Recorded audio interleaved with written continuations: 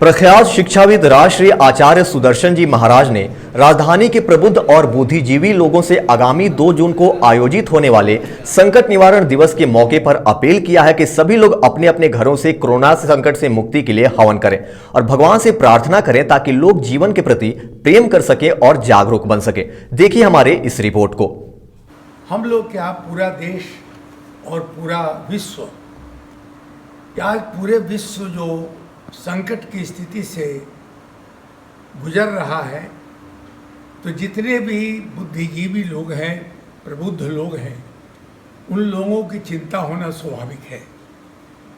तो हम लोगों ने एक निश्चय किया कि आज 2 जून को एक संकट निवारण दिवस के रूप में एक आयोजन करें, जिसमें हम जितने भी प्रबुद्ध लोग हैं, जगे हुए लोग हैं, यूँ तो सामान्यतः पूरा समाज सोया हुआ है। हम लोग जो जगे हुए हैं, भगवान बुद्ध कहते हैं अपदीपो भव, जगो। स्वामी विवेकानंद कहते हैं उत्तिष्ठा जागृता। आज हम लोगों को जागने का समय है। पिछले 2.5 महीना से हम लोग जिस परिवेश में जी रहे थे, एक जिस बंधन में हम लोग जी रहे थे, उस परिवेश से सब स्वाभाविक है कि सब लोग घबरा चुके हैं। तो हम लोगों ने यह निश्चय किया कि एक संकट निवारण दिवस के रूप में पूरे समाज में एक जागरण पैदा किया जाए, सब लोगों को जगाया जाए कि प्रत्येक व्यक्ति अपने जीवन से प्यार करना शुरू करे। अभी आपने देखा पिछले दिन हमारे देश के माननीय प्रधानमंत्री जी, हमारे प्रांत के माननीय मुख्यमंत्री, इन लोगों ने काफ़ी लोगों को बताया कि लॉकडाउन को जो नियम है उसका पालन करें।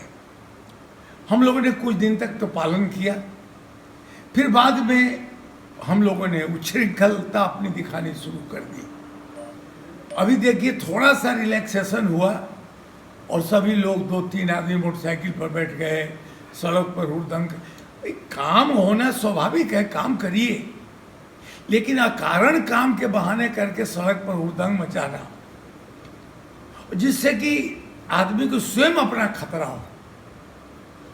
तो इसके लिए हम लोगों ने इस निवारण दिवस का आयोजन कराया और हम लोगों ने मन में सोचा कि कम से कम प्रत्येक व्यक्ति अपने लिए, क्योंकि हम लोग हिंदू शास्त्रों में लिखा है कि हवन करने से विकृतियां नाश होती है, हवन करने से बुराई नाश होता है।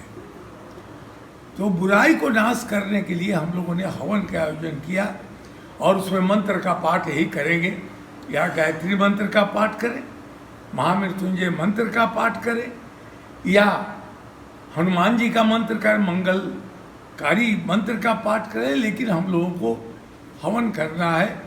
और हवन में यही संकल्प लेना है कि हे परमात्मा, हमारे ऊपर जो संकट है उसका तुम निवारण कर दो। हमारे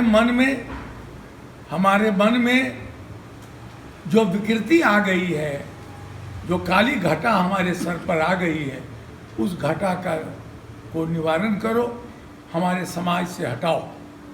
या तो हम लोग करें, साथ साथ यह भी संकल्प करें कि हम लोग अपनी स्वच्छता का ध्यान रखें, अपने परिवार को, अपने बच्चों को स्वच्छ रहने का, सुसंस्कृत व्यवहार करने का, आहार व्यवहार करने का, भोजन का, यह तमाम चीज़ों पर एक नियंत्रण के लिए हम लोगों को संकल्प करना है। आपने पिछले दिन में देखा होगा, मेरा एक कार्यक्रम चल रहा है, अभी टीवी पर भी चल रहा है, उस चैनल पर हम लोगों ने कहा है कि क्या सतयुग लौट रहा है। आपको आश्चर्य होता होगा कि इन्होंने ऐसा क्यों कहा। आज से 50 बरस पहले अपने देश में एक संत थे, वे बार बार यही घोषणा करते थे कि एक दिन सतयुग आएगा, और घबरा गए थे लोग। माँ नहीं मातु, पिता नहीं देवा, सभी देवी देवताओं को अपमानित करना, बुजुर्गों को अपमानित करना, यहाँ तक कि बिहार सरकार को नियम बनाना पड़ा कि जो भी व्यक्ति अपने माता पिता को अपमानित करेगा उसे जेल की सज़ा मिलेगी। और सारे समाज में प्रताड़ना, सड़कों पर हमारे बच्चे बच्चियों का सुरक्षित चलना, ये सब बड़ा हराम हो गया था। तो आजकल जो ये लॉकडाउन के चलते जो परिवेश बदला एक बाय एक, अब देखिए सड़क पर जाकर देखिएगा, अब की बात मैं नहीं जानता, मैंने देखा भी नहीं है, लेकिन पिछले 10-15 दिनों 20 दिन से 2 महीना से मैं देख रहा हूँ कि सड़क का वातावरण ठीक हो गया, हुड़दंग बंद हो गया, माल होटलबाजी बंद हो गई, 2 बजे तक जगना बंद हो गया, और एक उपद्रवकारी छीना झपटी, किसी को परेशान करना, किसी को कोई वस्तु छीन लेना, बल प्रयोग करना, जबरदस्ती करना, ये सब चोरी डकैती सब बंद हो गई। इसीलिए मैंने सरकार से भी, भारत सरकार से भी मांग की थी कि प्रत्येक साल 15 दिनों का लॉकडाउन किया जाए। प्रत्येक साल 15 दिन के अंदर सारी फैक्ट्री बंद हो जाए, सड़क बंद हो जाए, माल बंद हो जाए, गाड़ियां बंद हो जाए, जितने भी प्रदूषण उत्पादन केंद्र है सब कुछ बंद कर दिया जाए।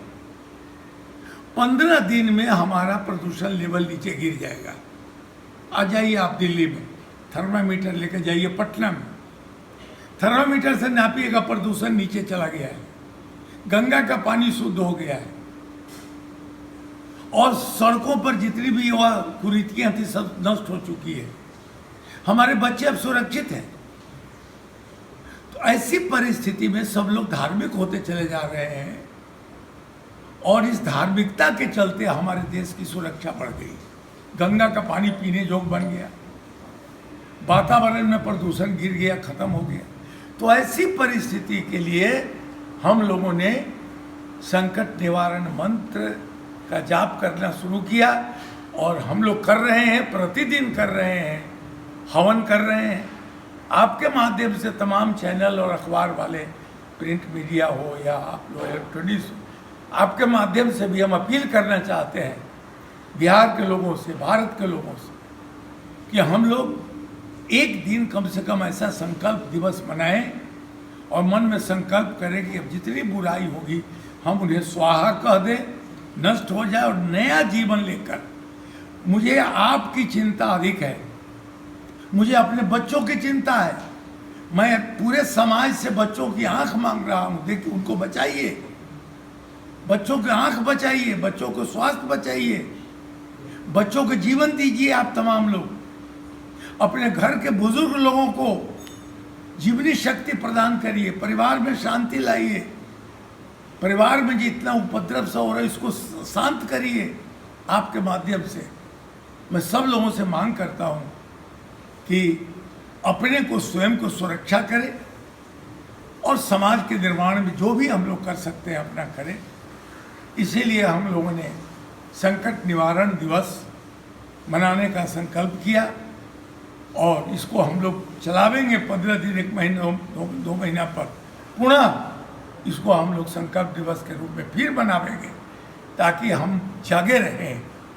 और एक बात जरूर कह देंगे कि आपके माध्यम से आप अपने बच्चों को बचा लीजिए, आप अपने बुजुर्गों को बचा लीजिए, आप अपने परिवार की मर्यादा को बचा लीजिए, आप अपने शरीर को बचा लीजिए, आप अपने स्वास्थ्य को बचा लीजिए। और एक ही रास्ता है, इस संकट से स्वयं को मुक्त रखिए, अपने को बचा लीजिए। बड़ा भीषण संकट आ गया है हम लोगों के देश पर, पूरे वैश्विक स्थिति खराब हो गई है। अब एक ही रास्ता है कि हम लोग अपनी सुरक्षा करते हुए समाज निर्माण में योगदान करें।